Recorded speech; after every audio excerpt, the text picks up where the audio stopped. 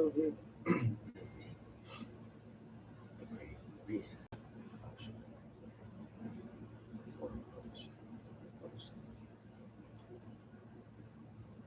digital homes and homes. New copy is education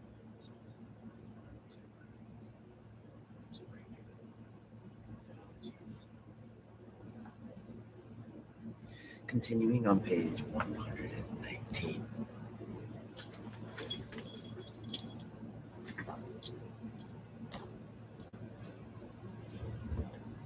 One dot 4.3 the growing rivalry between China and the US.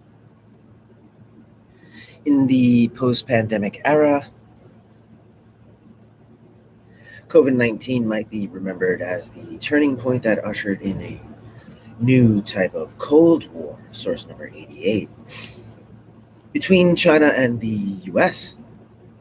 The two words, new type, matter considerably unlike the Soviet Union.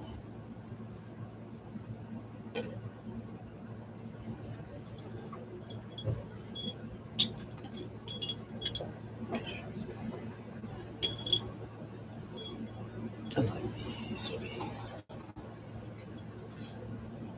Union.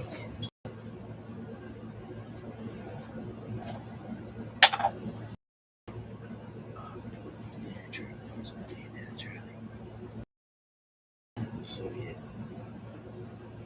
Union. China is not seeking to impose its ideology around the world. Prior to the pandemic, tensions between the two dominant powers were already building up in many different domains: trade, property rights, military bases in the South China Sea.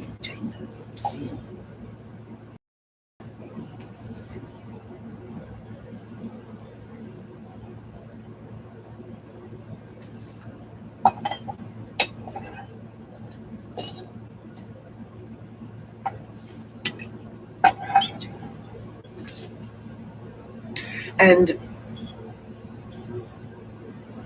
tech investments.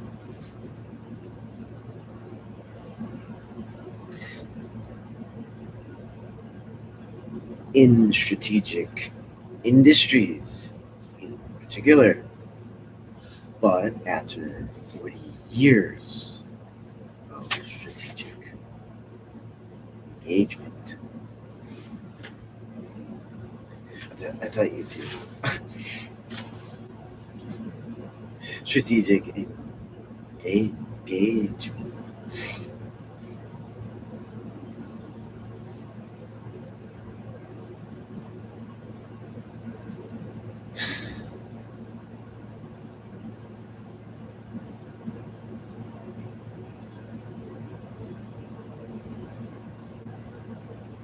Strategic engagement. The US and China now seem unable to bridge the ideological and political divides that separate them. Far from uniting the two geopolitical giants, the pandemic did the exact opposite by exacerbating their rivalry and intensifying competition between them. Most analysts would concur that during the COVID-19 crisis, the political and ideological fracture between the two giants grew, according to Wang Jizi.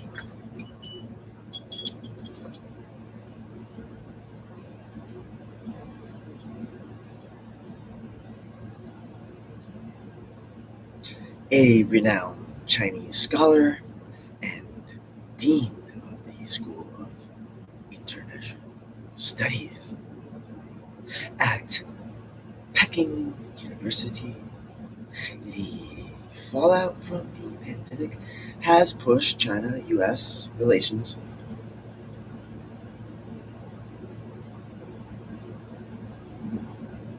to their worst level since 1979.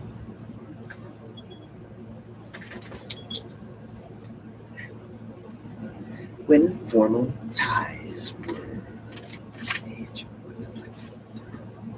established, in his opinion,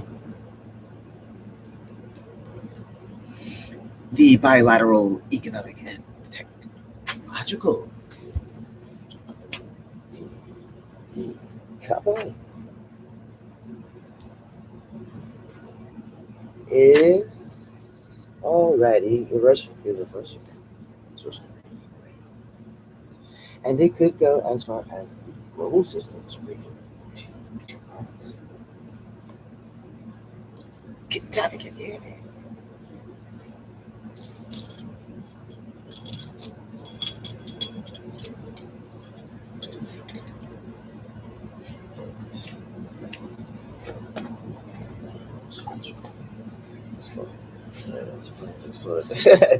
This planet exploded last night. Whatever. This Project Gale doesn't do some shares or something.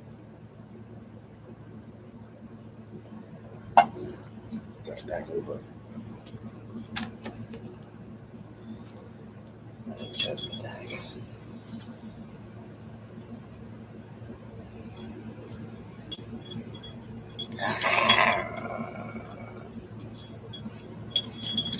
what I like.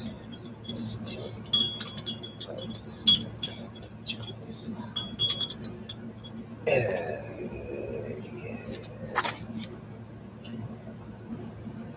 I don't know. This is no space on a helicopter. Just fucked up the helicopter last night. What is wrong with you? What? And what's wrong with you last night? You blew up your helicopter. Are you dead? You dead? Well, how the hell not? I don't know how not. Welcome back. Welcome back.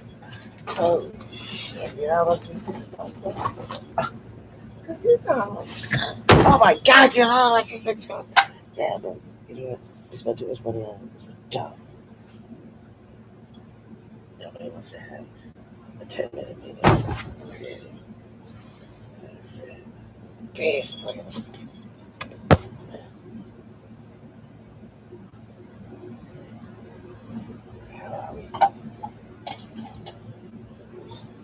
Neither. Better.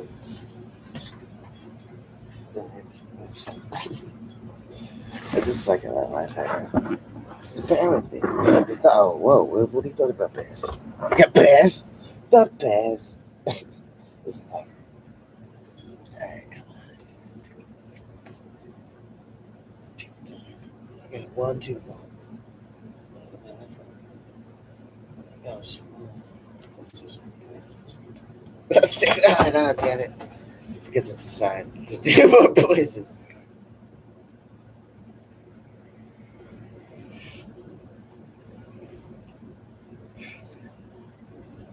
No, you can't take me anywhere. Ricky Bobby. I'm Ricky Bobby.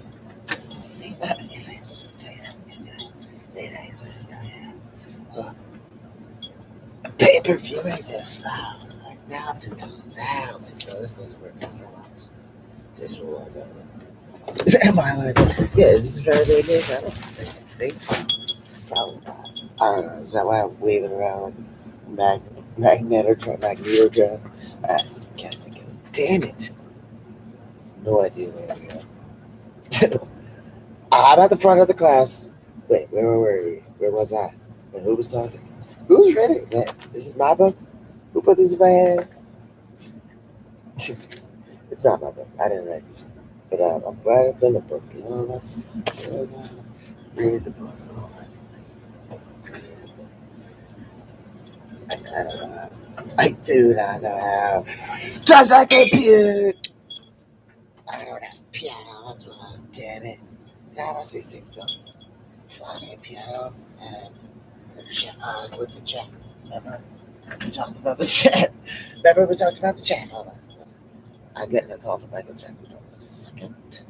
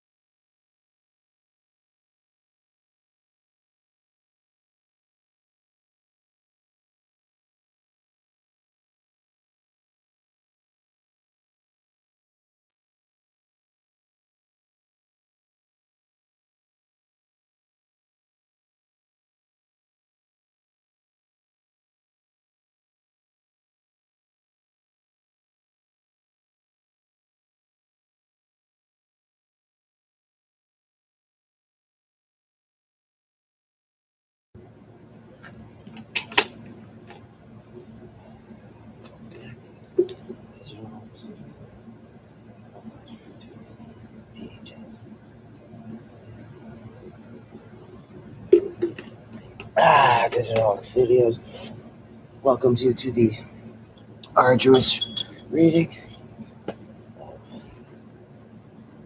COVID-19, the Great Reset.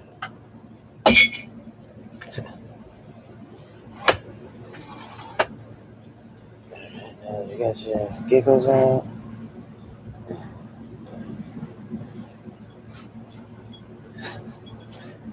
shit, see, pay attention, focus as well as I do.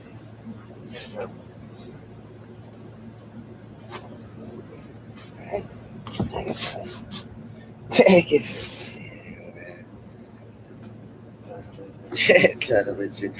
Totally too legit to quit studios over here. Okay. Too legit to quit. I think I get it now. I get it. I totally get it now.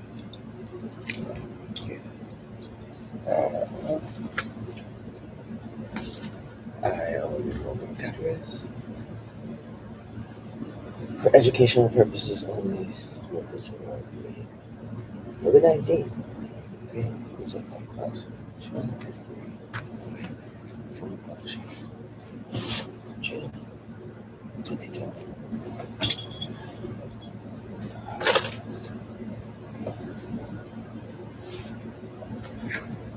Page 120.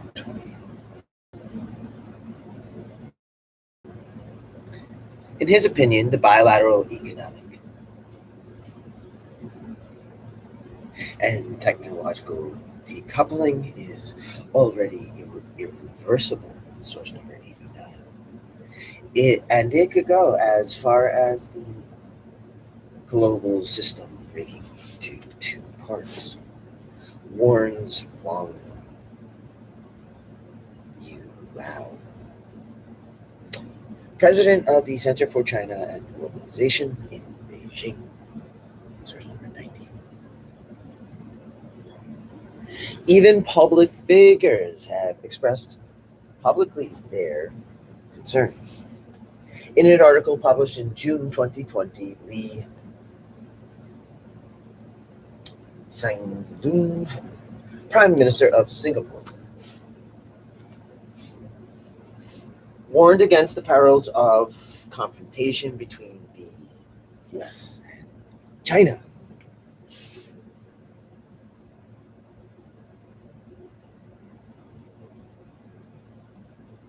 Which, in his own words, raises profound questions about Asia's future and the shape of the emerging international order. He added that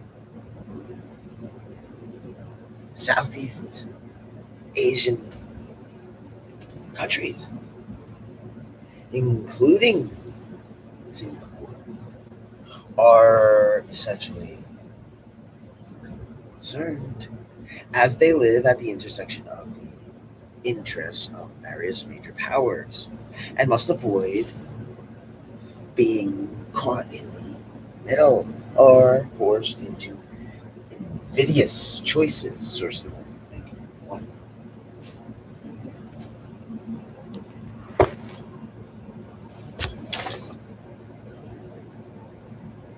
Views, of course, differ radically on which country is right or going to come out on top by benefiting from the perceived weaknesses and fragilities of the other.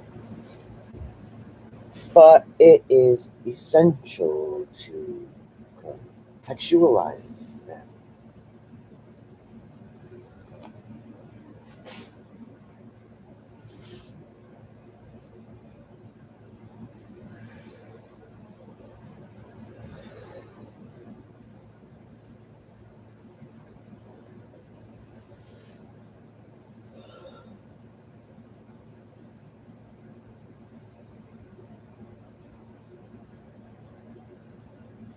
There isn't a right view and a wrong view, but different and often diverging interpretations that frequently correlate with the origin,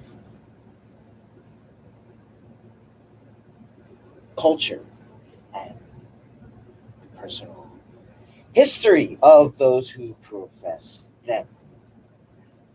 Pursuing further the quantum world metaphor mentioned earlier, it could be inferred from quantum physics that objective reality does not exist.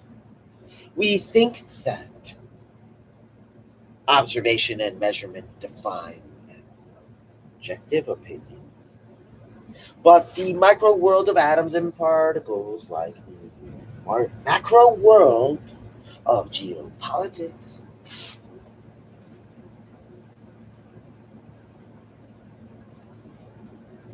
is governed by the strange rules of quantum mechanics. Is governed by the strange rules of quantum mechanics, in which is governed by the strange rules of quantum mechanics.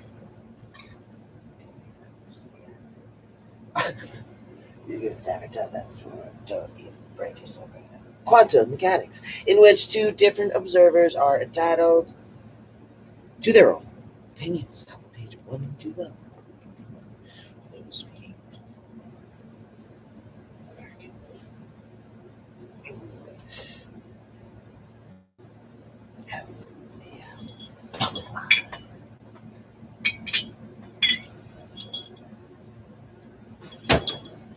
I was about to kick it, then I realized Tiger's behind. Kick it. Kick it in. Kick it. Kick it. Top of page 1.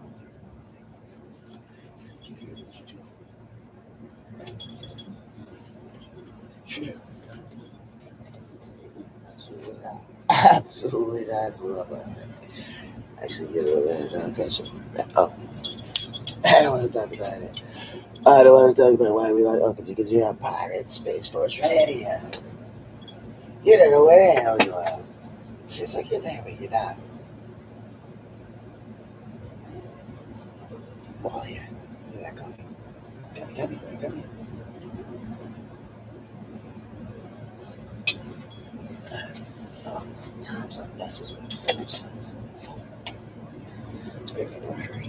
pages.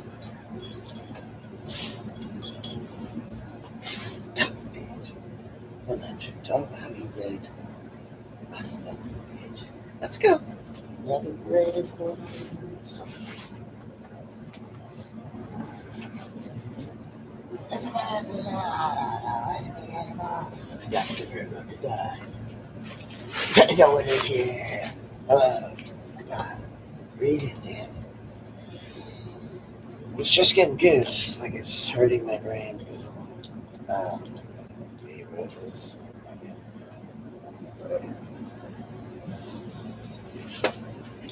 That's what this is. Said this.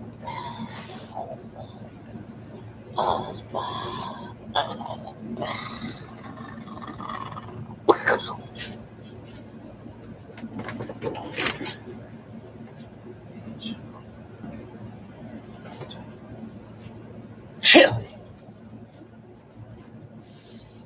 Not something. You gotta backtrack to 120. Oh my god. ADHD. We think that observation and measurement define an objective opinion, but the micro world of atoms and particles, like the macro world of geopolitics, is governed by the strict rules of quantum mechanics, in which two different observers are entitled to their own opinion.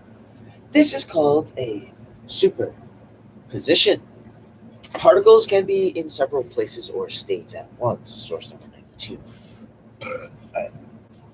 I need to go fly away for like a half an hour. How about that? Well,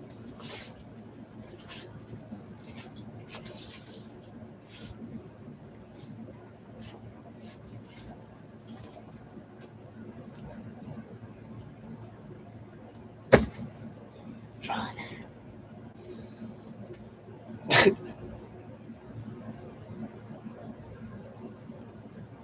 This is called a superposition. Particles can be in several places or states. Not nation states. States of being or materialization. Is it liquid or is it ice or is it vapor?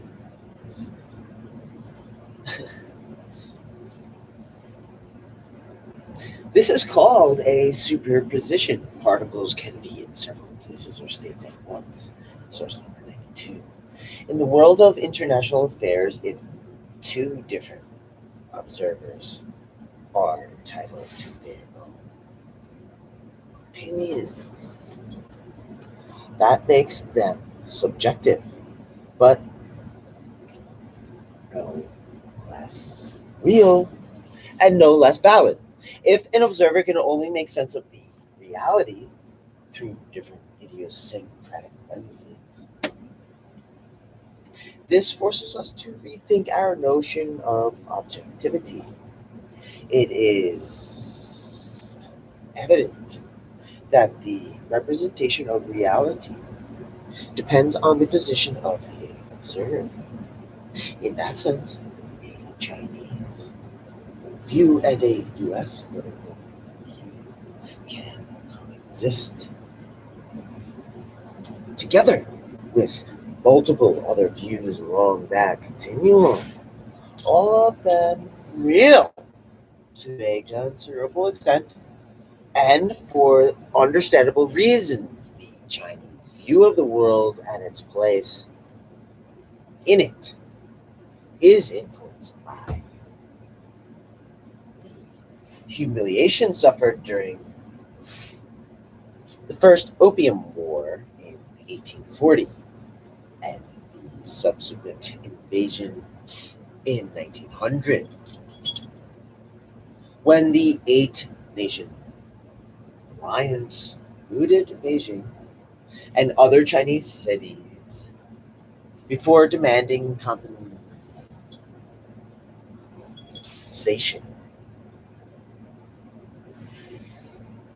Source number 93. Conversely, how the U.S. views the world and its place in it is largely based on the values and principles that have shaped American public life since the country's founding, source number 94.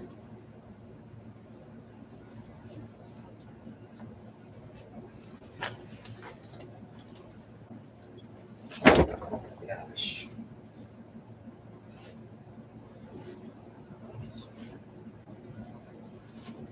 Source number 4.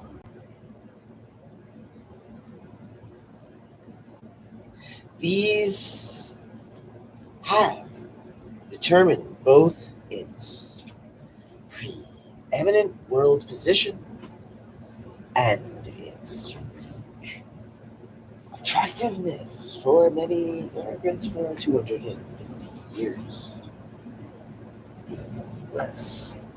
perspective is also rooted in the unrivaled dominance it has enjoyed over the rest of the world for the past few decades, and the inevitable doubts and insecurities that come with a relative loss of absolute supremacy.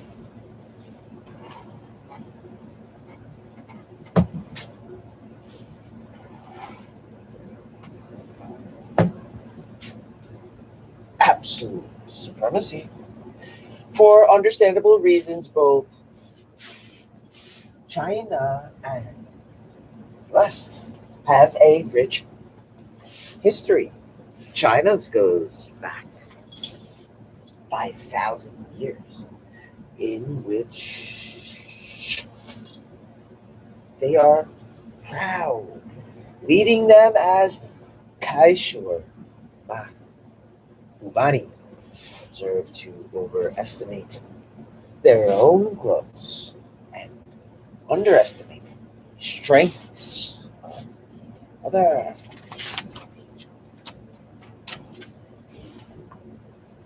Vindicating the point above, all analysts and forecasters who specialize in China, the US, or both have access to more or less the same data and information. Now a global commodity. See, hear, and read more or less the same things, but sometimes reach diametrically opposed conclusions. Some see the US as the ultimate winner. Others argue that China has already won, and a third group states that there will be no winners. Let's briefly review each of their arguments. Sure. China as a winner. The argument of those who claim that the pandemic crisis has benefited China while exposing the weaknesses of the US is threefold. One, it has made the American strength as the world's most prominent military power irrelevant in the face of an invisible microscopic enemy. Two, the words of the American academic who coined the expression, it hurt the US soft power because of the incompetence of its response. Source number 95. Excuse me. Source number 95. An important caveat, the issue of whether a public response to COVID-19 was a quote unquote competent or incompetent quote unquote.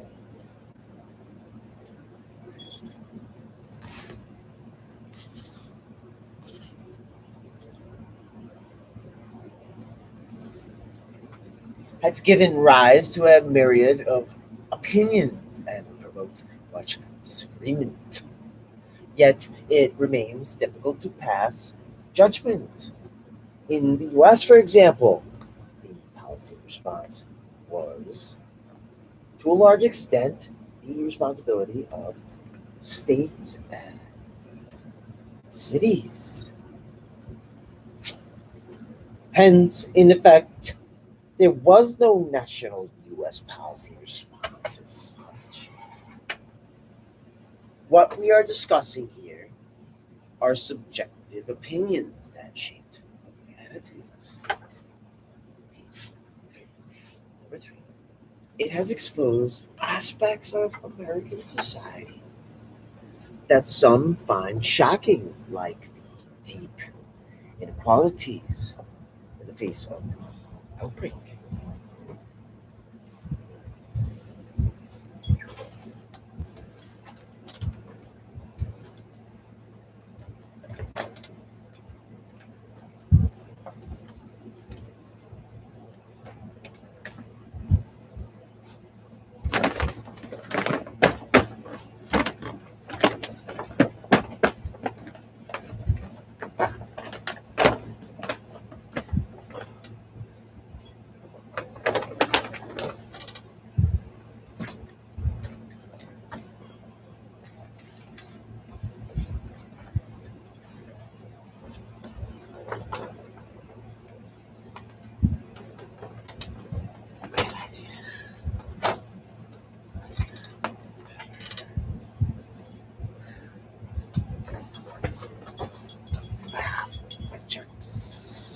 Fudgers.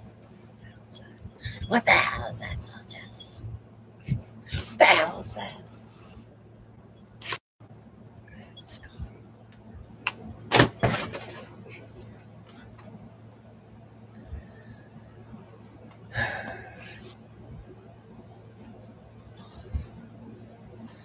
Number three, top of page 123.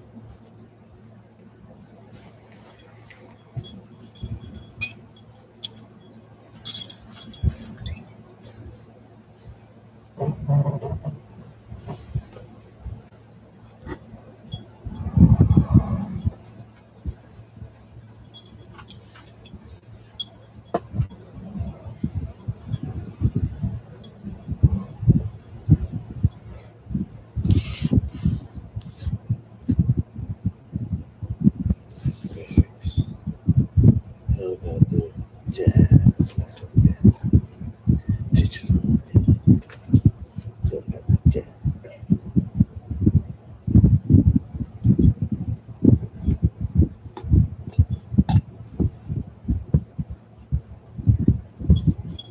It's just awesome.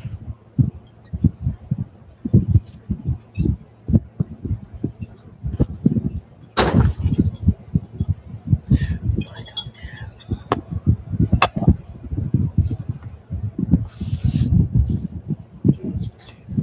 page.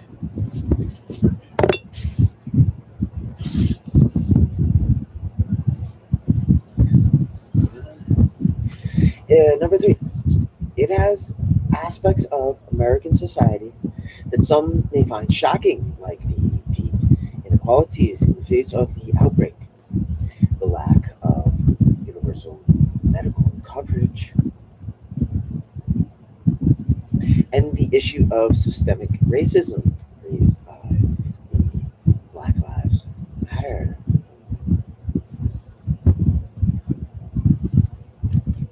All these proposed prompted, excuse me, all these prompted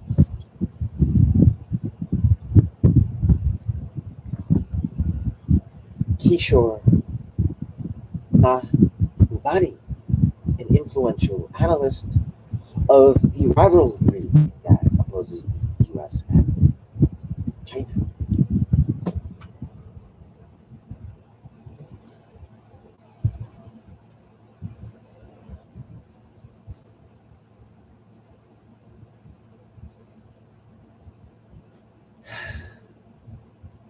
Source number 96. To argue that COVID 19 has reversed the roles of both countries in terms of dealing with disasters and supporting others. While in the past, the US was always the first to arrive with aid, where assistance was needed, like the 26th of December 2004, when a major tsunami hit Indonesia. This role now belongs to China, he says. In March 2020, China sent to Italy 31 tons of medical equipment, ventilators, masks, and protective suits. that the EU could not provide.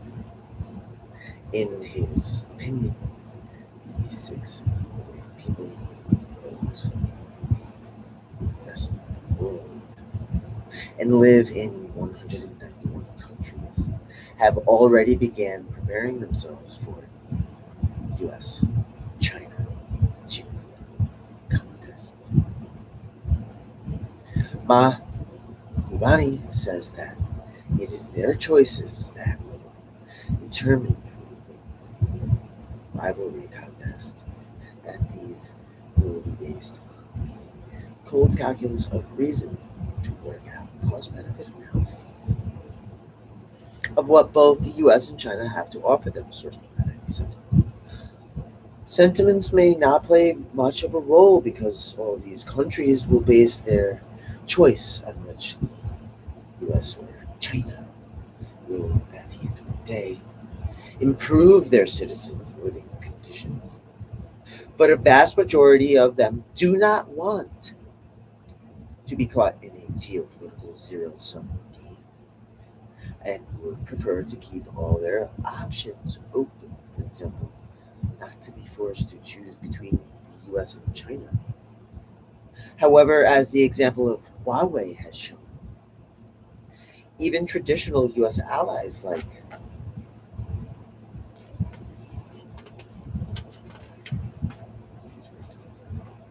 France, Germany, the UK,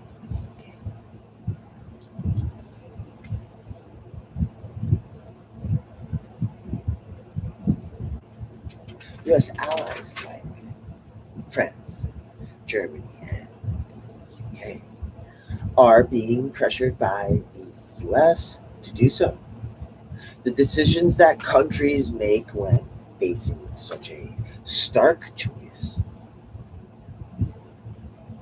will ultimately determine who emerges as the winner in the growing rivalry between the US and China.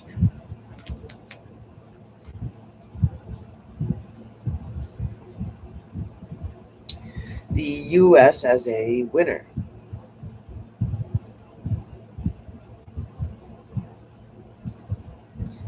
That was China as a winner, and now this is the beginning of US as a winner.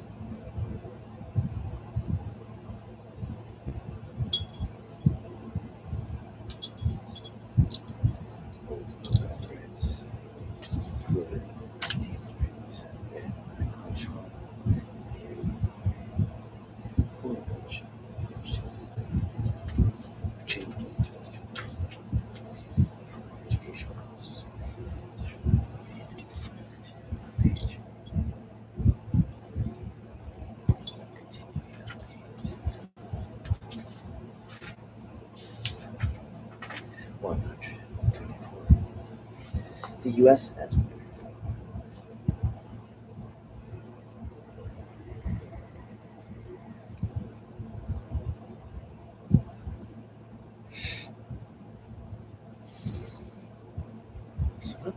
The US as a winner. Page 124. In the camp of America as the ultimate winner, arguments are centered on the inherent strengths of the US as well as the perceived structural weaknesses of China. The US as a winner. Proponents think it is premature to call for an abrupt end of US supremacy in the post pandemic. To call for an abrupt end of US supremacy in the post pandemic era and offer the following argument.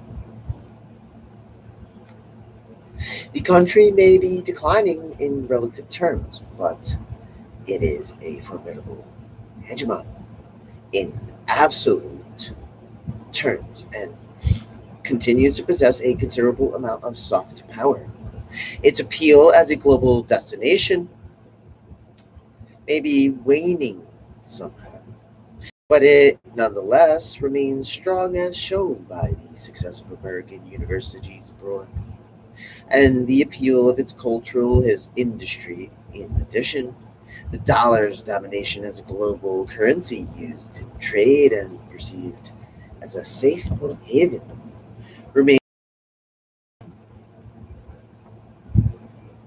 remains largely unchallenged for the moment. This translates into considerable geopolitical power, enabling the US authorities to exclude companies and even countries like Iran or Venezuela from the dollar system. As we saw in the preceding chapter, this may change in the future, but over the next few years, there is no alternative to the world's dominance of the US dollar. More fundamentally, proponents of US irreducibility will argue with Ruchir Sharma that US economic supremacy has repeatedly proved declinists wrong. Source number 98. They will also argue with Winston Churchill, who once observed that the US has an innate capability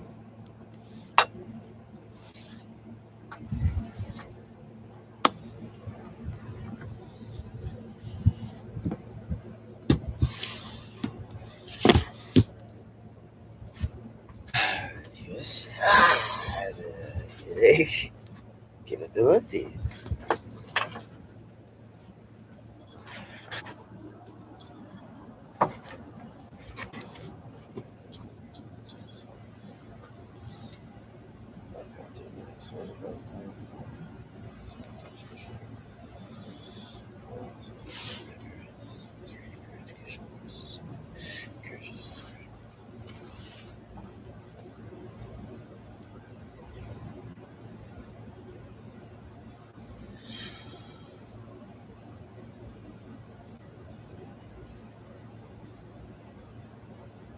They will also agree with Winston Churchill, who once observed that the US has an innate capability to learn from its mistakes and mistakes when he remarked that the US always did the right thing when all the alternatives have been exhausted.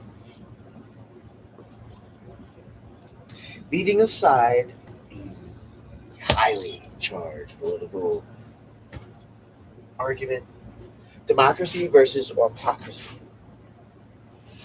Those who believe that the US will remain a quote, winner for many years also stress that China faces its own headwinds on its path to superpower status. Those most frequently mentioned are the following one. It suffers from a demographic disadvantage with a fast aging population and a working age population that peaked in 2015. Two,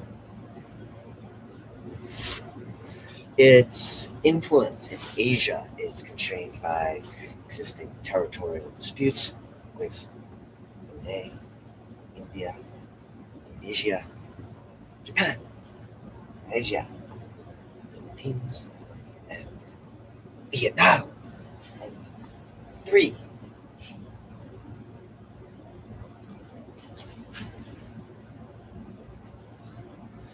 It is a highly, I don't know what's going on here.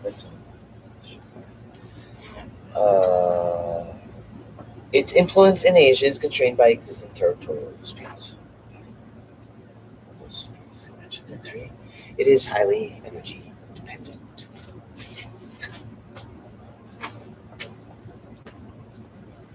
What do those who claim no winner in the case of war?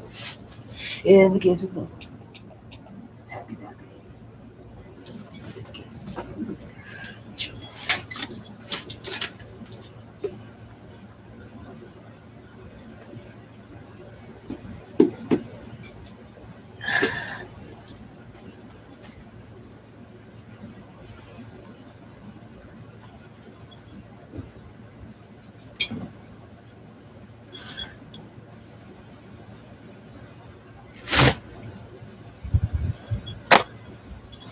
In the case of war,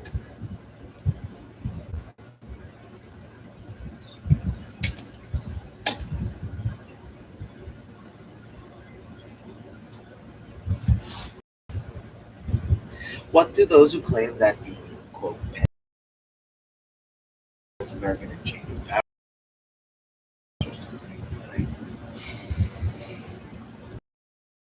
they argue that, like almost all other countries around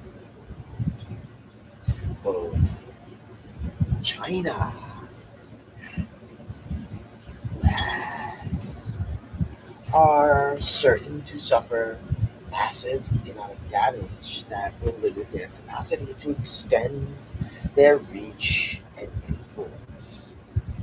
China, whose trade sector represents more than a third of total GDP, will find it difficult to launch a sustained economic recovery when its large trading partners like the US are drastically retrenching. As for the US, its over indebtedness will soon constrain post-recovery spending,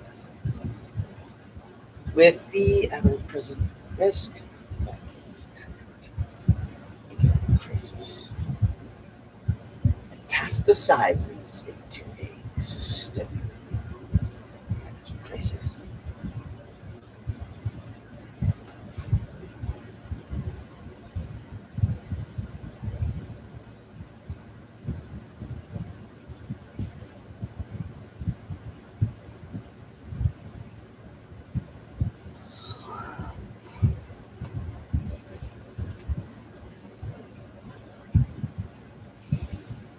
Referring in the case of both countries to the economic hit and domestic political difficulties.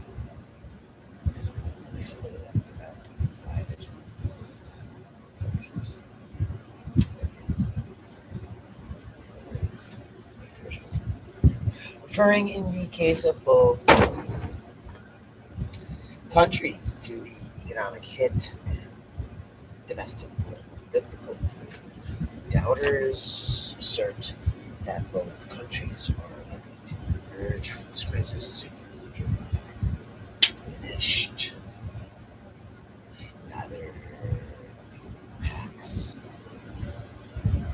neither a new Pax Seneca nor a renewed Pax Americana will rise from the ruins.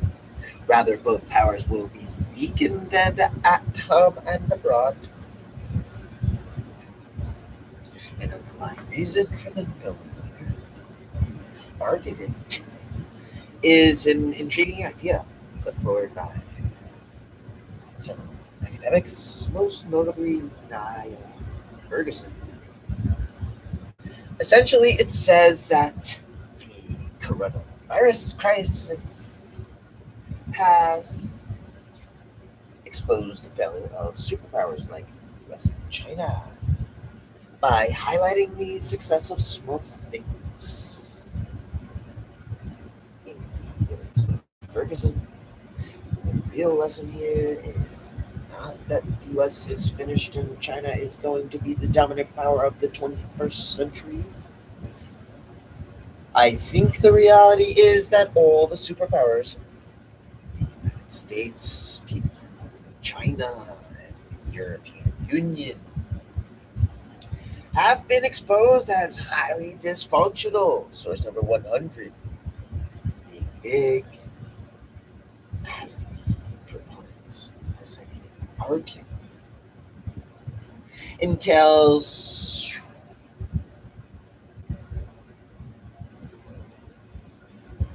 dis economies of scale. Countries or empires have grown so large as to reach a threshold beyond which they cannot effectively govern themselves. This in turn is the reason why small economies like Singapore, Iceland, South Korea, and Israel seem to have done better than the US in containing the pandemic and dealing with it. Predicting is a guessing game for fools.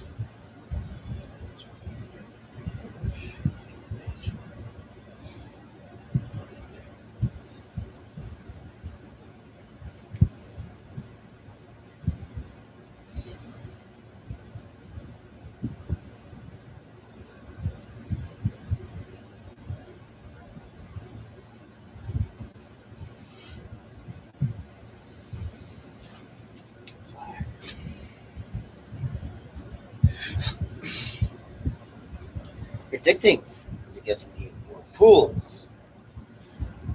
The simple truth is that nobody can tell with any degree of reasonable confidence or certainty how the rivalry between the US and China will evolve, apart from saying that it will inevitably blow.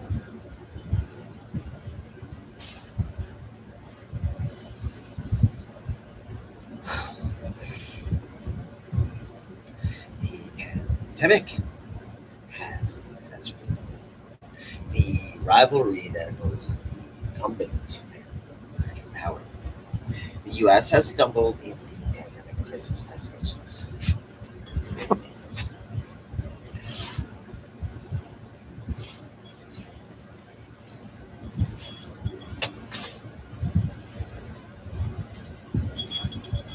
Sorry. Back to page 127. Will China? The simple truth is that nobody can tell with any degree of reasonable confidence or certainty how the rivalry between US and China will evolve, apart from saying that it will inevitably grow. The pandemic has exacerbated the rivalry that opposes the incumbent. The pandemic has exacerbated the rivalry that opposes the incumbent and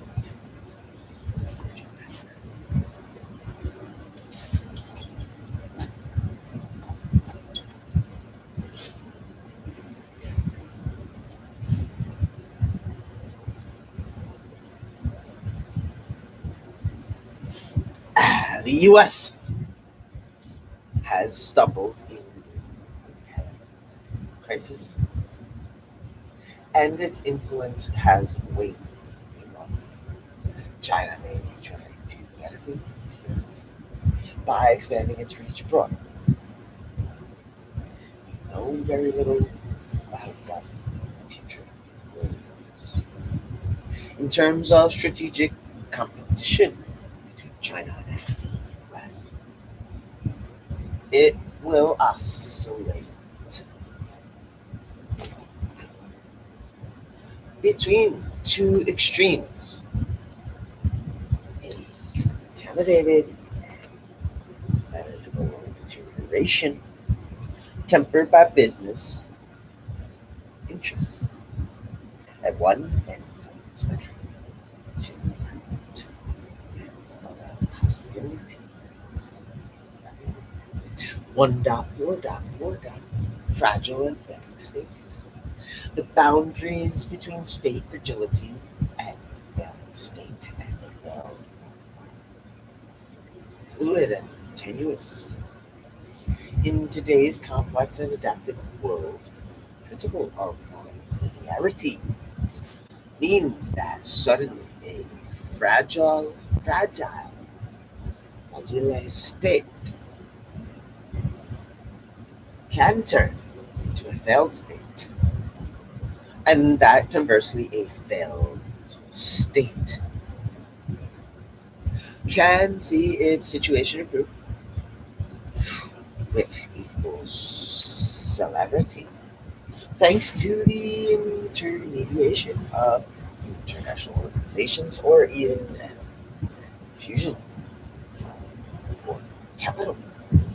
In the coming years, as the pandemic inflicts hardship globally, it is most likely that the pandemic will only go one way for the world's poorest and most fragile countries, from bad to worse.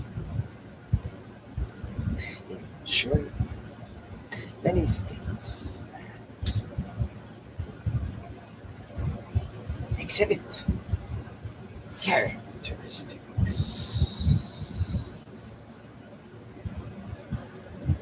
of fragility risk failure.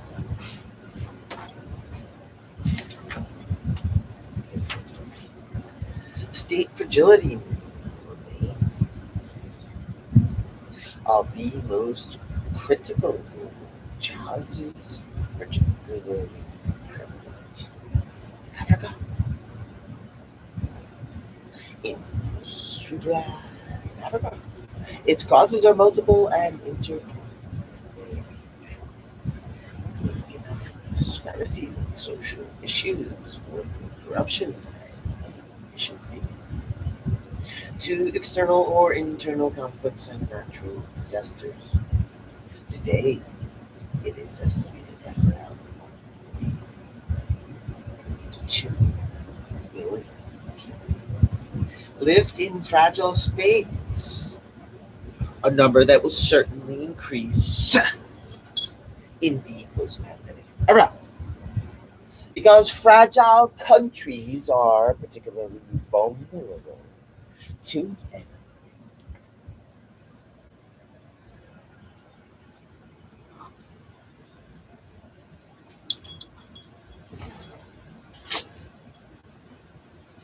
uh, source.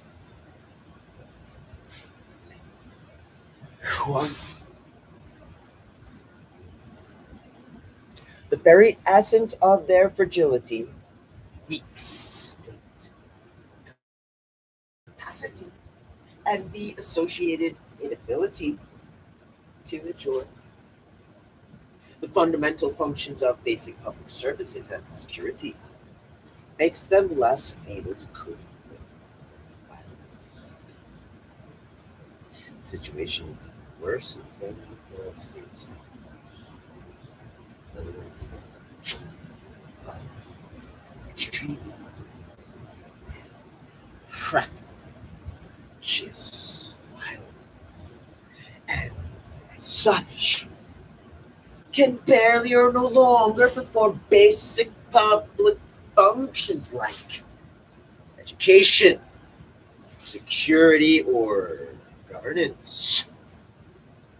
Within their power vacuum, helpless people fall victim to competing factions and crime, often compelling the UN or a neighboring state, not always well intentioned to intervene to prevent a humanitarian disaster. For many such states, for many such states, the pandemic will be the exogenous shock that that forces them to fail and go further.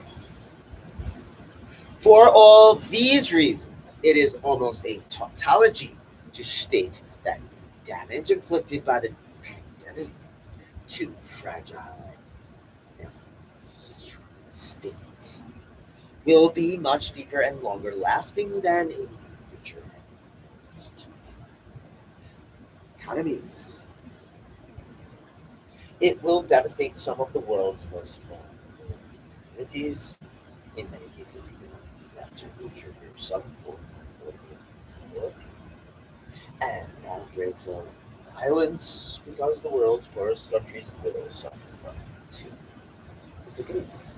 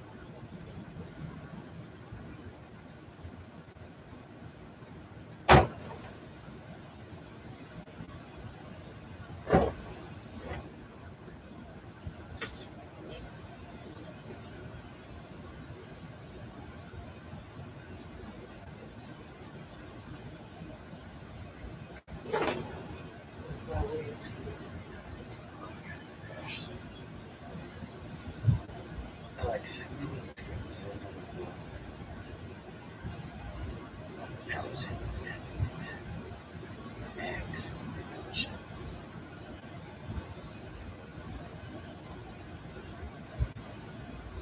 I don't think that's the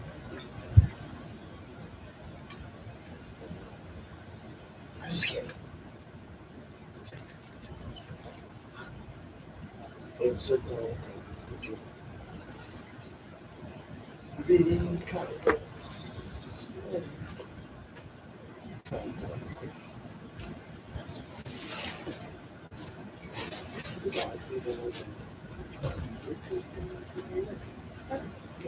well, now back to COVID 19, the Great Reset.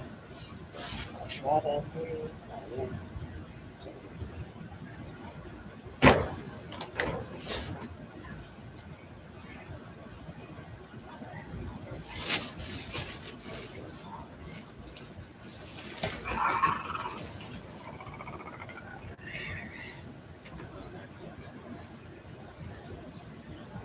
Space Caps. It's got Space Caps. Ah, you're not even that easy.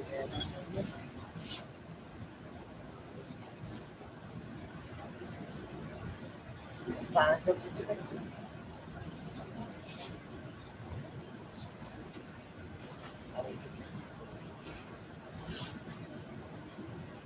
Alright, back to this.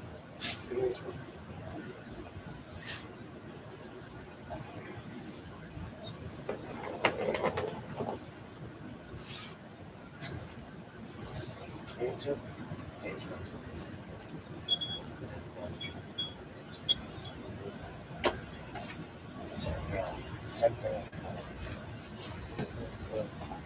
Semper Supra. I hold the room open.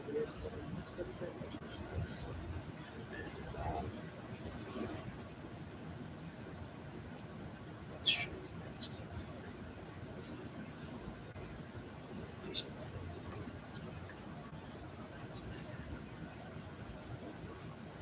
Prescriptions.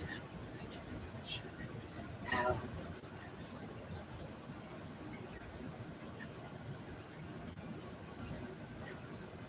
page.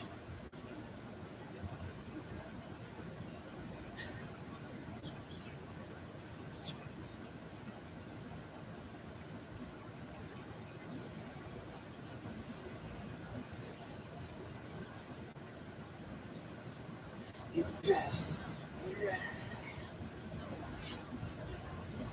Super. Yes, it's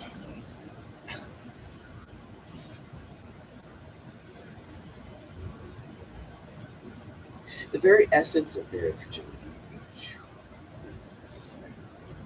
Which one's we not talking about? We did some good reading here. It was difficult. Hope you have had your safety. That was proper. I do warn anyways that this material is difficult to consume. It is from the lines of Klaus Schwab, Theory of No Way. Klaus Schwab.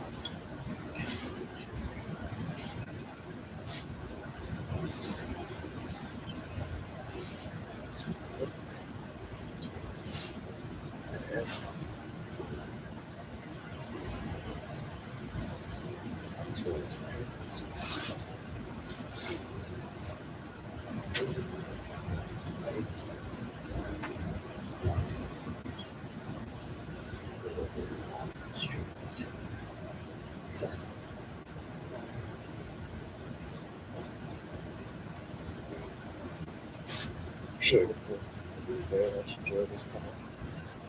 Wish it was mine, but it is not. I have no way to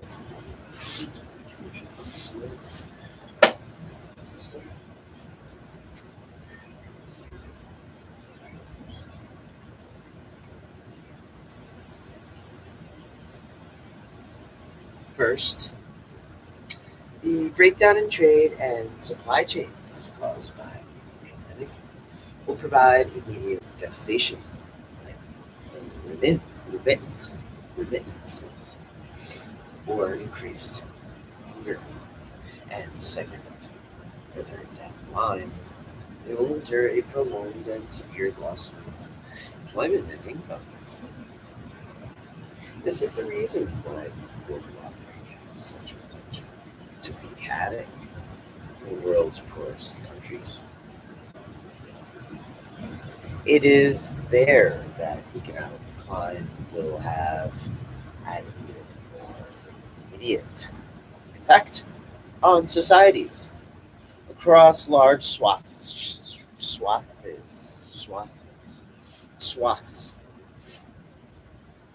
of sub-Saharan Africa, in particular, but also parts of Asia and Latin America. Millions depend on a meager daily income to feed their families. Any lockdown or health crisis could cause any lockdown or health crisis caused by the coronavirus could rapidly create widespread desperation and disorder.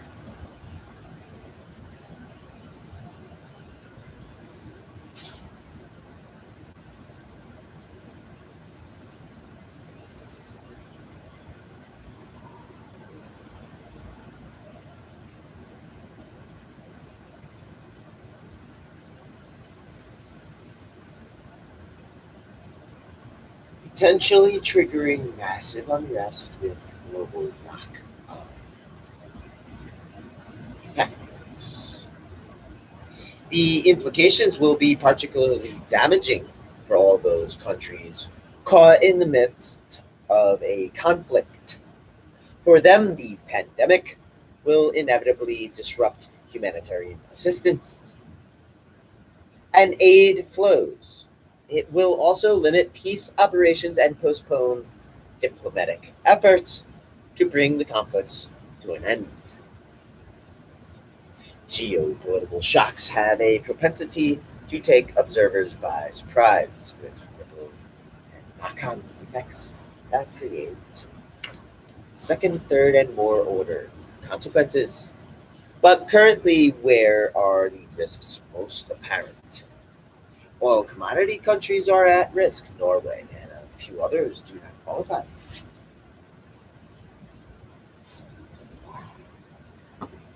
At the time of writing, they are being hit hard by the collapse in energy. Hard by the collapse in energy. And commodity prices are prices. Prices that are exacerbating the problems posed by the pandemic. All the other issues with which they conflate unemployment, inflation, inadequate health systems, and of course poverty, poverty for rich and relatively developed energy dependent economies like Russian Federation and Saudi Arabia.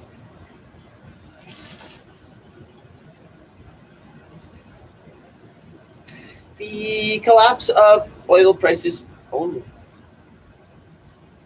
represents a considerable economic blow for the industry. Foreign exchange reserves under strain and losing medium and long-term business. But for lower income countries like South Sudan, where oil accounts for the quasi-totality of exports, 99%, the blow could simply be devastating. This is true for many other fragile commodity countries. Outright collapse is not an outlandish scenario for petrostates like Ecuador or Venezuela, where the virus could overwhelm the country's few foreign investments. Meanwhile, in Iran, U.S. sanctions are compounding the problems associated with the high rate of COVID-19 infection.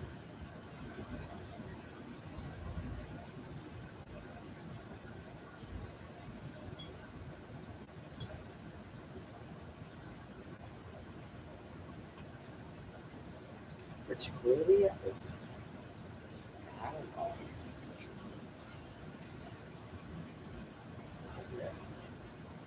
where the economic pain was increasingly apparent before the pandemic and restless youth relations and rampant employment.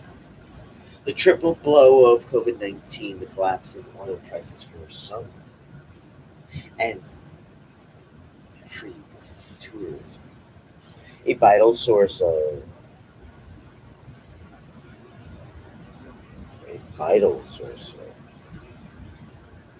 employment and foreign currency earnings, could trigger a wave of massive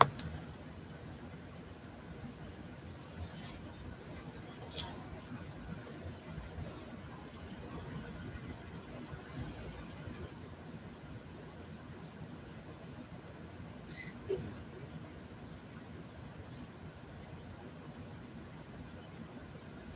could trigger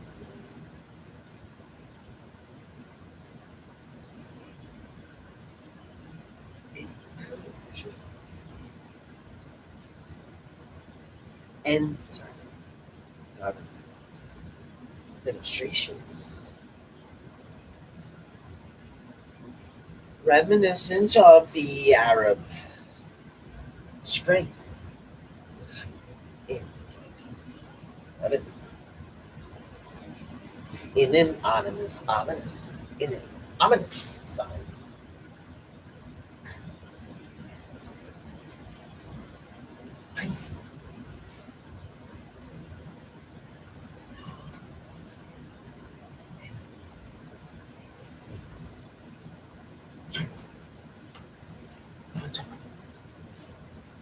And in the midst of the lockdown, riots over joblessness concerns and soaring poverty took place in Lebanon.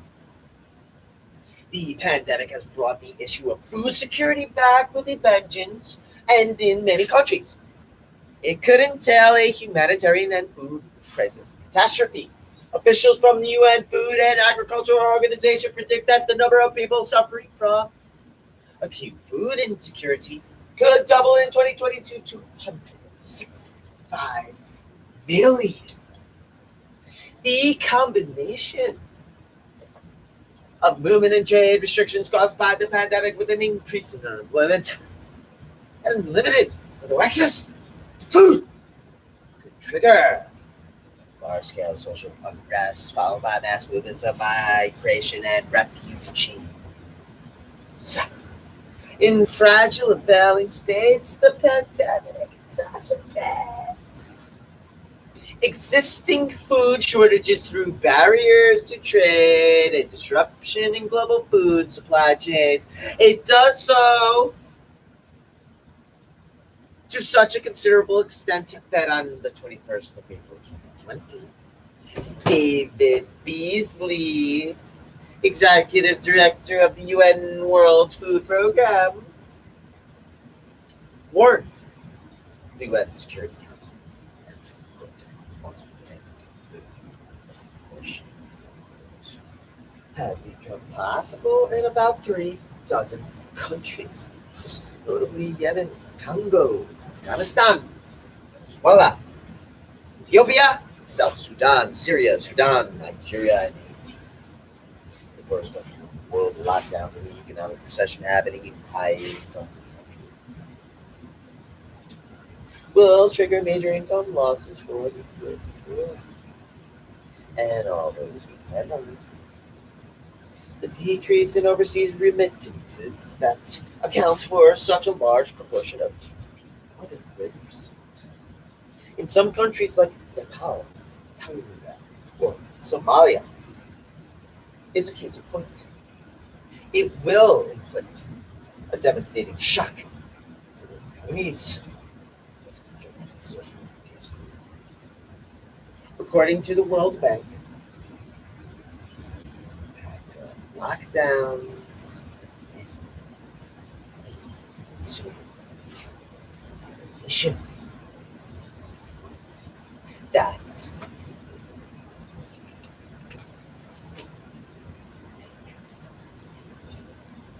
happened in so many countries around the world will cause a 20% decline in remains to middle income countries from a 554 billion last year to 444 billion in 2020. Source one, two. In larger countries like Egypt, India, Pakistan, Nigeria, and the Philippines, for which remittances are a crucial source of external finance. This will create a lot of hardships and render their economic, social, and political situation even more fragile, with the very real possibility of destabilization. Then there's tourism, one of the hardest hit industries from the pandemic, which is an economic lifeline for nations. In countries like Ethiopia, where tourism revenues account for almost half, 47% of total exports, the corresponding loss of income, and, excuse me, the corresponding loss of income and employment will inflict considerable economic and social harm. The same goes for the Maldives, Cambodia, and several others.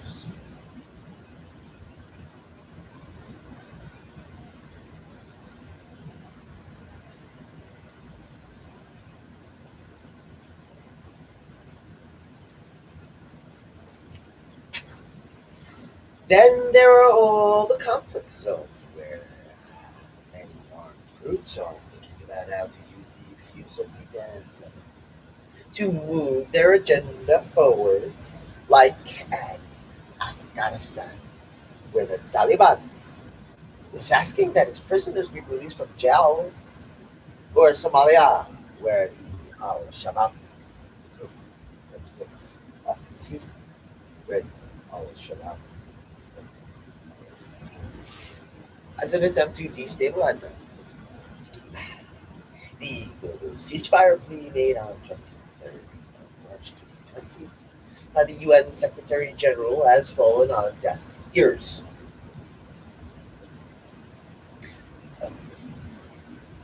43 countries, with at least 50 reported events of organized violence in 2020. Only 10 responded positively, most often with simple statements of support but no commitment to action among the other affected countries or conflicts. The actors failed not only to take steps to meet the call, but actually increase the level of organization. The early hopes that concerned the pandemic and ensuing health emergency, long conflicts, and catalyze peace negotiations have never. This is yet another example of the pandemic not only failing to arrest a troubling dangerous trend, but in fact accelerating it. Both countries ignore tragedy unfolding in fragile and down countries like in one way or another, risk will reverberate through greater instability. One of the most obvious effects world discontent and tragic the poorest states will consist of migration. In its direction, like proves that 16. One death had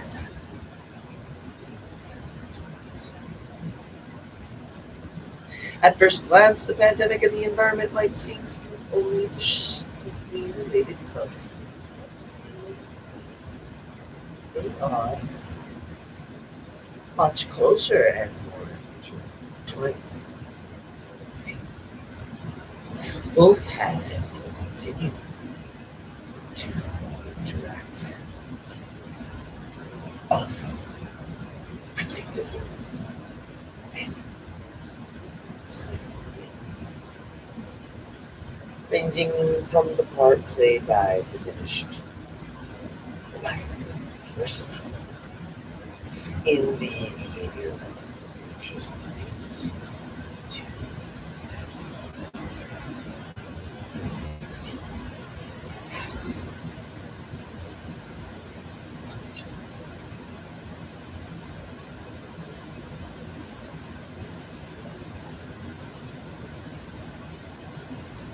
thus illustrating the perilously subtle violence and interaction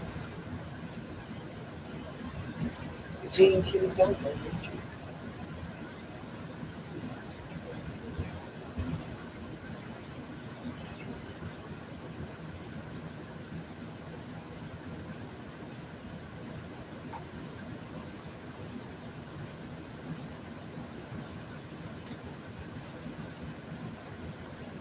Furthermore,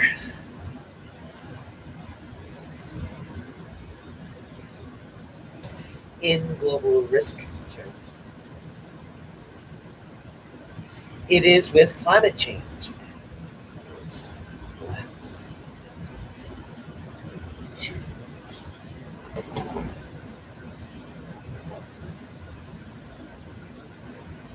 environmental risks that the pandemic most easily eliminates. The three represent climate change and to varying degrees essential threats to human economy. And we could argue that COVID-19 has already given us a glimpse of or forced it of what a full-fledged climate crisis and ecosystem collapse could intend from an eco perspective. Combined demand and supply shocks and disruption to trade and supply chains with ripple and knock-on effects and economic risks. And in some cases, opportunities.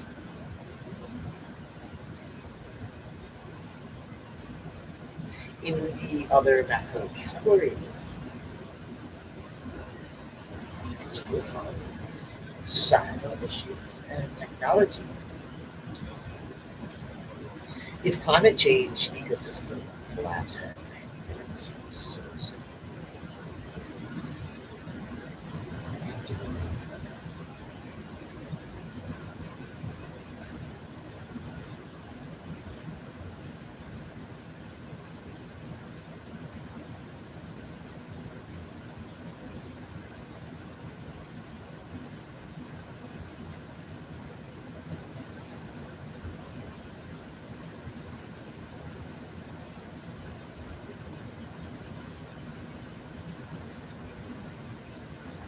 they possess many common attributes while displaying strong dissimilarities. The five main shared attributes are one, they are common, for example, like strong systemic risks that propagate very fast in our interconnected world, and in so doing, amplify other risks from different categories. Two, they are non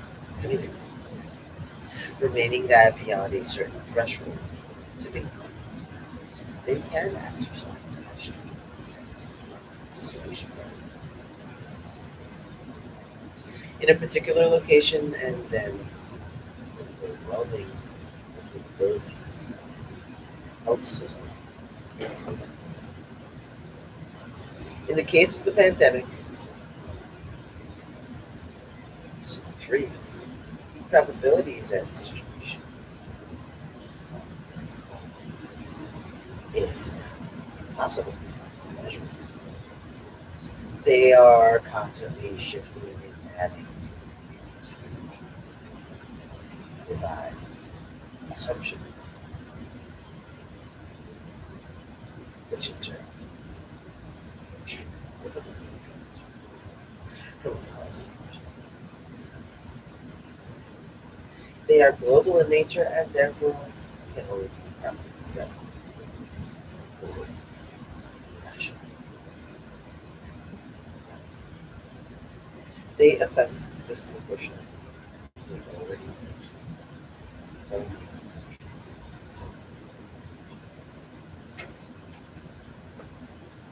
And what are their dissimilarities?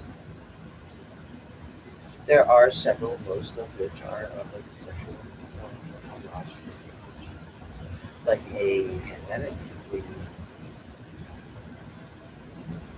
a contagion,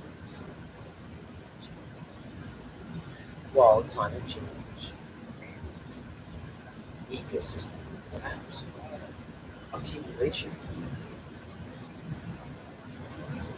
But the two that matter most are one, time horizon difference.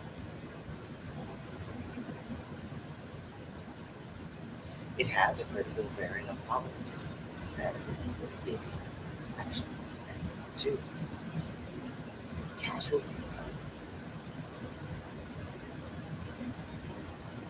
It makes popular acceptance and relations strategies.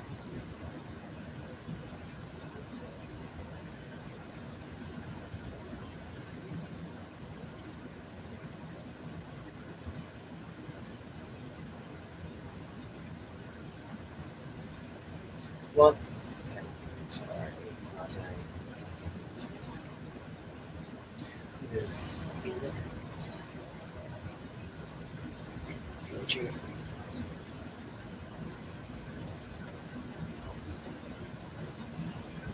an outbreak threatens as species immediately and with determination faced with risk. By contrast, climate change and nature loss are gradual,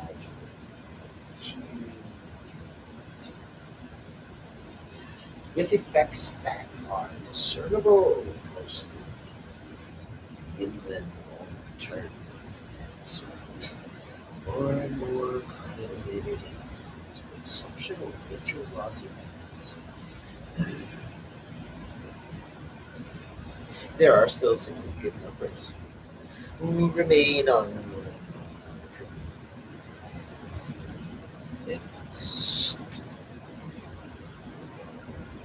of the immediacy of the climate crisis. This crucial difference between the respective time horizons of the pandemic and that of a climate change and nature loss means that a pandemic risk requires immediate action that will be followed by a rapid result, while climate change and nature loss also require immediate action, but the results or quote future reward jargon economists will only follow with a certain time lag. Mark Carney, former governor, who is now the UN Special Envoy has observed that this problem time is simplicity.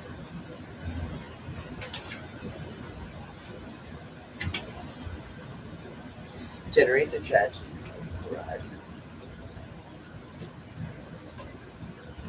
Contrary to immediate and observable risks, climate change risks may seem distant in terms of time and geography, in which cases will not be responded to with the gravity they deserve and demand. As an example, the material risks that global warming and risks rising waters pose for a physical asset like a beachside holiday resort or a company like a hotel will not necessarily be considered as material by investors, therefore not be priced in by markets.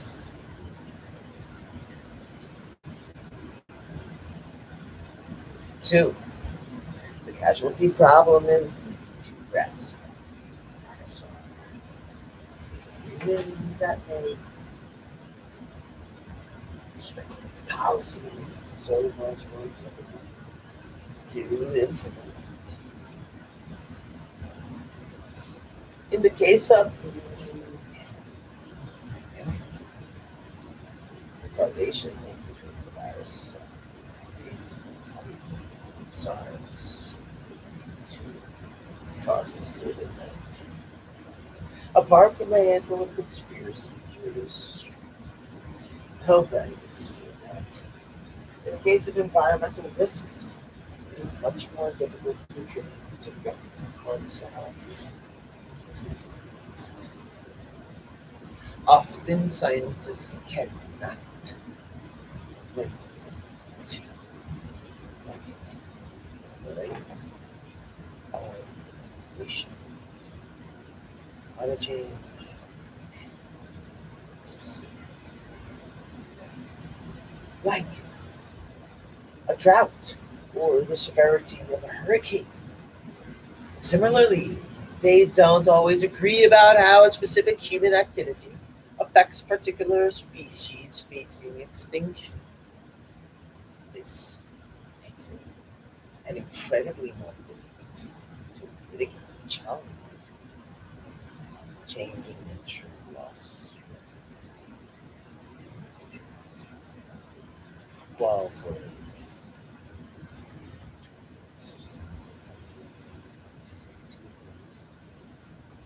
journeys, they will resist shrink.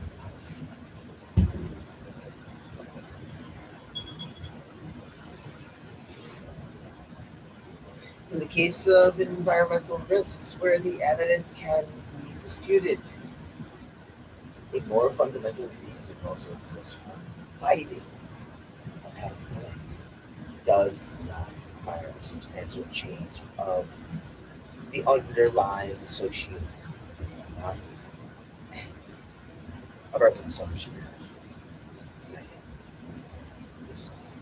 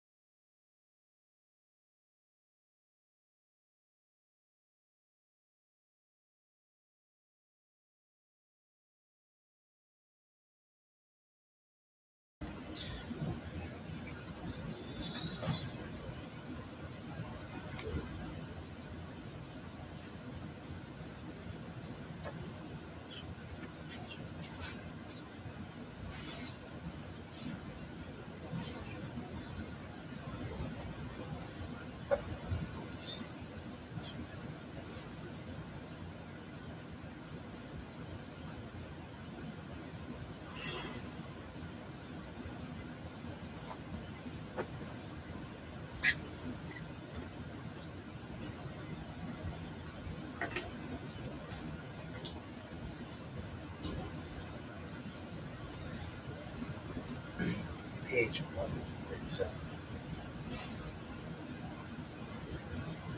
1.5.1.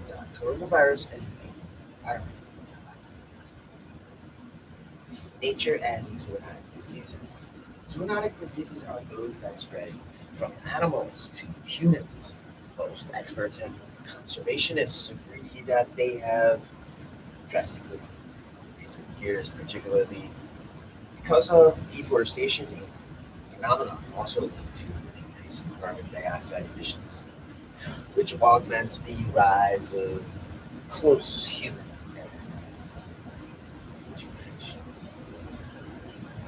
and contamination. Like tropical forests and their rich wildlife represents a threat to humans because this is where pathogens and viruses are the origin of human diseases, such as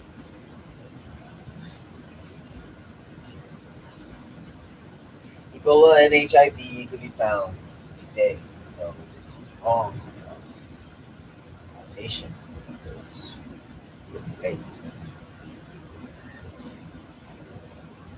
common spillover and infections. Next,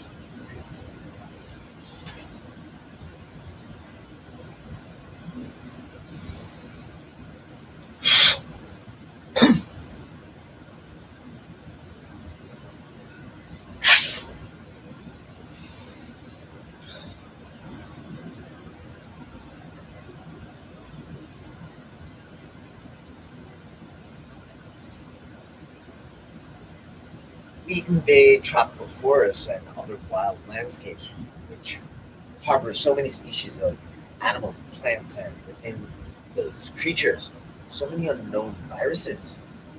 We cut the trees, we kill the animals or cage them and send them to markets. We disrupt ecosystems and we shake viruses loose from their natural hosts. When that happens, they need a new host. Often we are in source number 1.4. By now, an increasing number of scientists have known that it's in fact destruction of biodiversity caused by humans that is the source of viruses that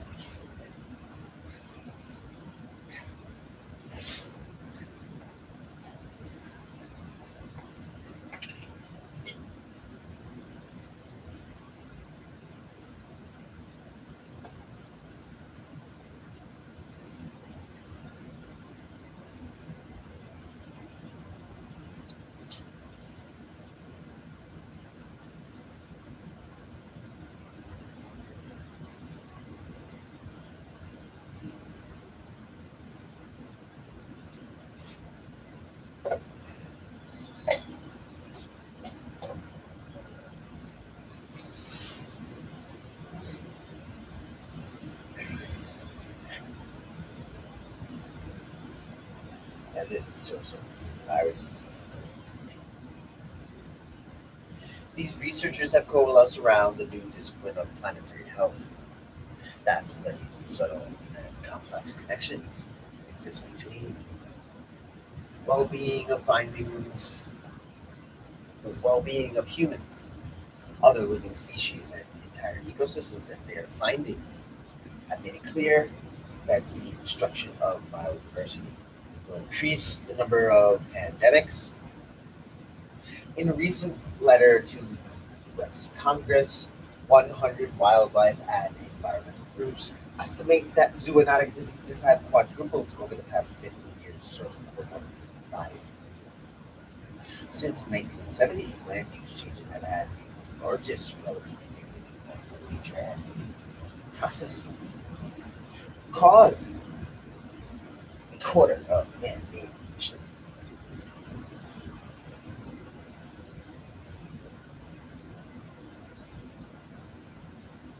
Agriculture alone covers more than one third of the terrestrial land surface and is the economic activity that disrupts nature most.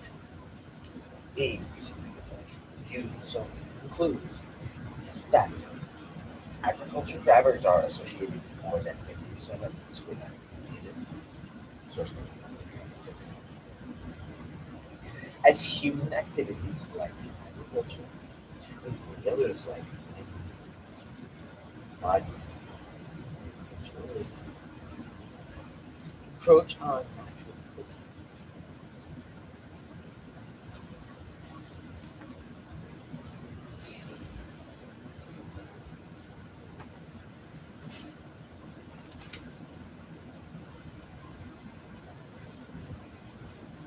They break down the barriers between human populations and animals, creating conditions for infectious diseases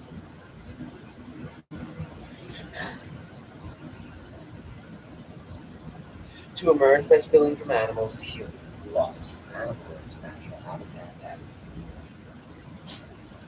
wildlife trade are particularly relevant because when animals known as diseases like that handles with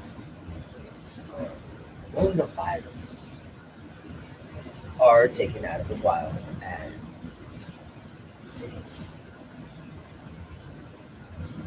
The wildlife disease reservoirs transported to intense area. This is what might happen. Market one where the novel coronavirus is believed to have originated.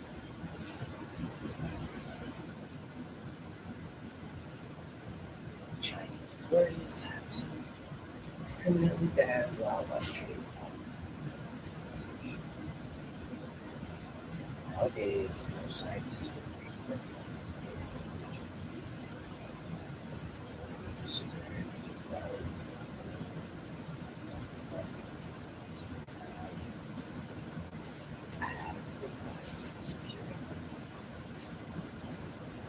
the higher the risk of new epidemics,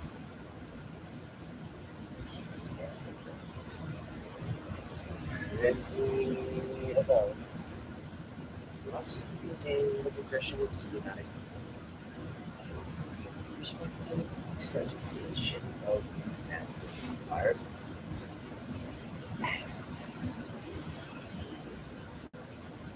active protection of biodiversity.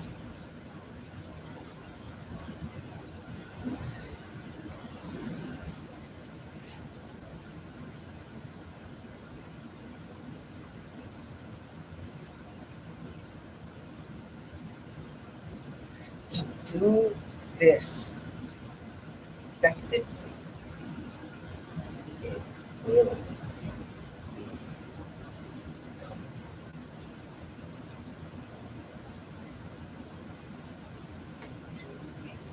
think relationship with nature and question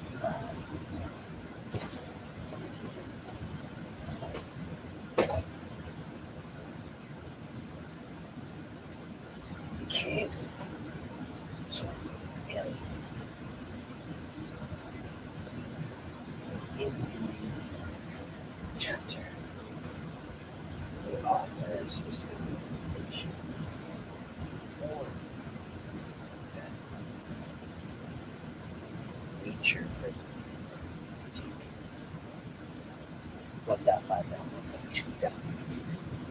Air pollution and pandemic risk. It's been known for years that air pollution, largely caused by emissions that also contribute to global warming, is a silent killer linked to various health conditions, ranging from diabetes and cancer to cardiovascular respiratory diseases.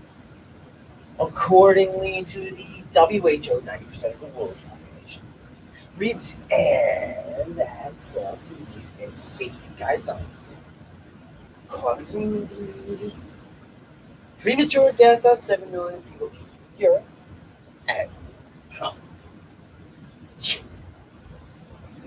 organization to qualify air pollution as a public health emergency. We now know that air pollution worsens the impact of particular coronavirus, in particular, of any particular coronavirus. Not only the current SARS CoV 2 on our health. As early as 2003, a study published in the midst of SARS epidemic suggested that air pollution might explain the variation of lethality. Source number 107. Making it clear for the first time that air pollution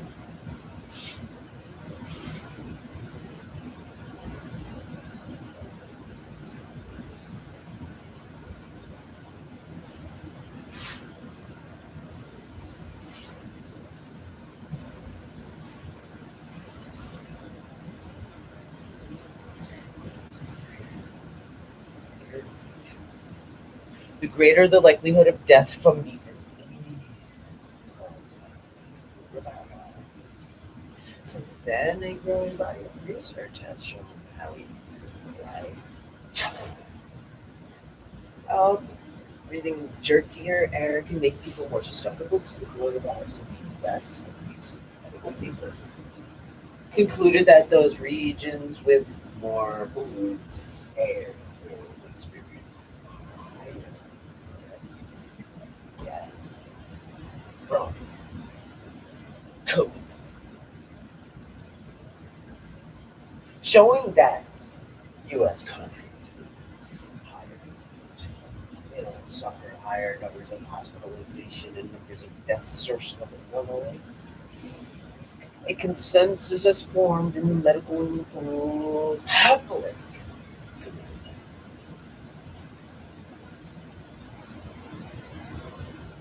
that there is a synergistic effect between air pollution exposure and the possible occurrence of COVID-19, and a worse outcome when the virus does strike. The research still embryonic but expanding fast hasn't proved yet that a link of causation exists, but it unambiguously exposes a strong correlation between air pollution and the spread of coronavirus. And it seems that air pollution in general and the concentration of particular matter, in particular, impair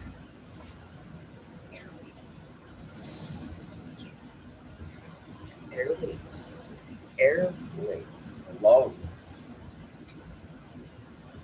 First line of defense, meaning that people, irrespective of their age, who live in highly polluted cities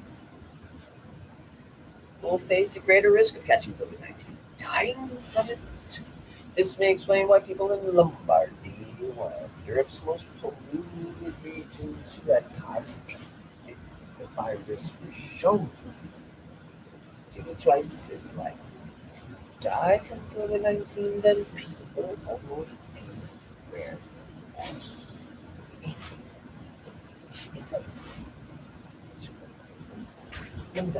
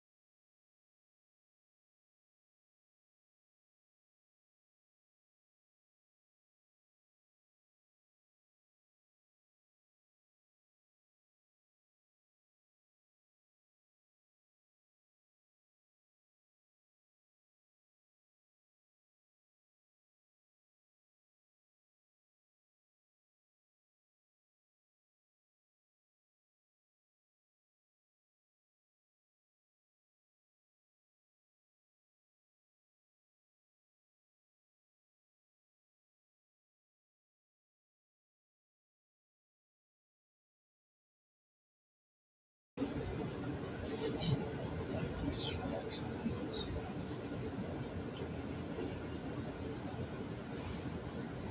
COVID-19 great reset backlash through foreign policy digital collaborates is not because it is for education purposes only and pursuing these methodologies.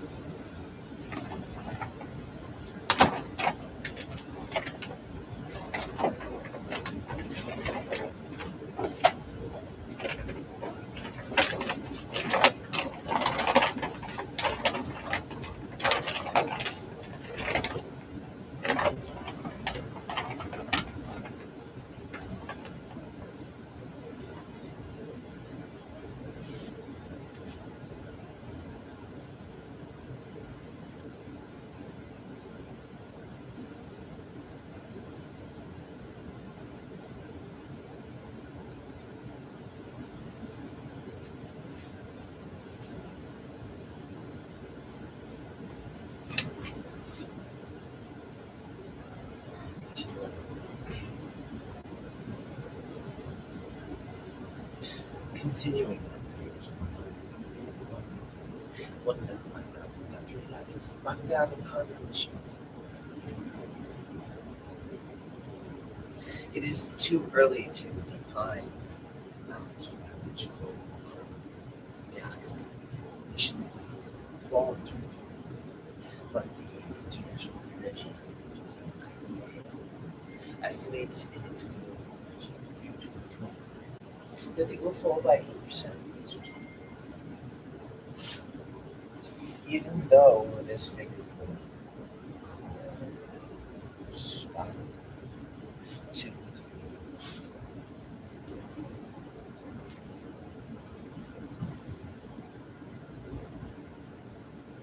largest annual reduction on record.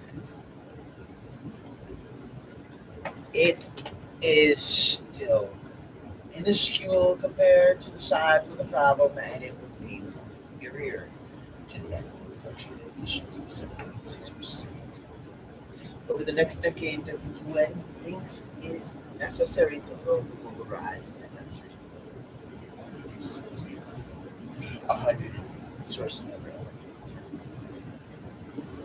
Considering the severity of the lockdowns, the 8% figure looks rather disappointing. It seems to suggest that small individual actions, much less cars are of little significance when compared to the size of emissions generated by electricity, agriculture, industry, the big ticket emitters that continue to operate during lockdown, with the partial exception of some industries. But also is that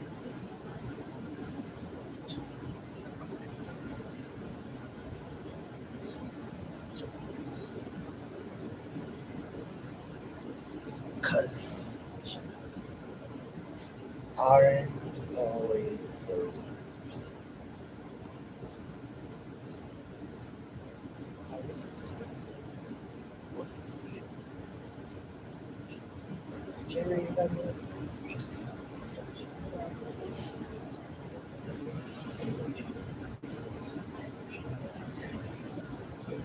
are roughly equivalent to that of chance.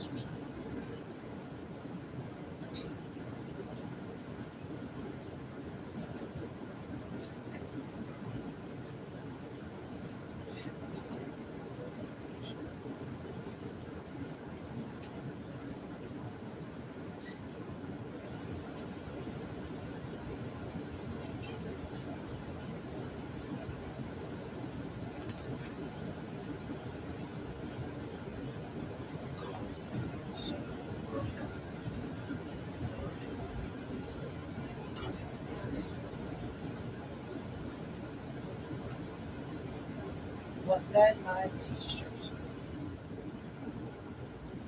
The eternal silence of the child.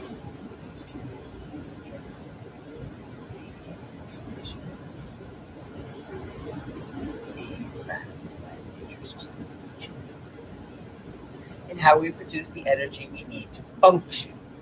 And two, structural changes in our consumption behavior. If in the post-pandemic era we decide to resume our lives just as before by driving the same cars, by flying to the same destinations, by eating the same things, by eating our house the same way, the same way, everything the same way.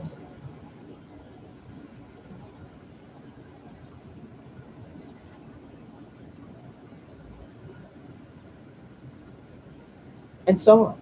The COVID 19 crisis will have gone to waste so far as climate policies are concerned. Conversely, if some of the habitats forced as were forced to adopt during the pandemic translate into structural changes in behavior, climate outcome might be different. Commuting less, working remotely a bit more, bicycling, walking, and driving to keep the air of our cities as clean as possible.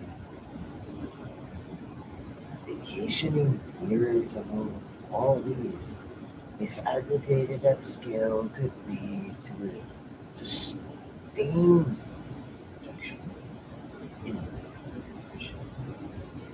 This all brings us to the ongoing issue of whether the pandemic will eventually exercise a positive or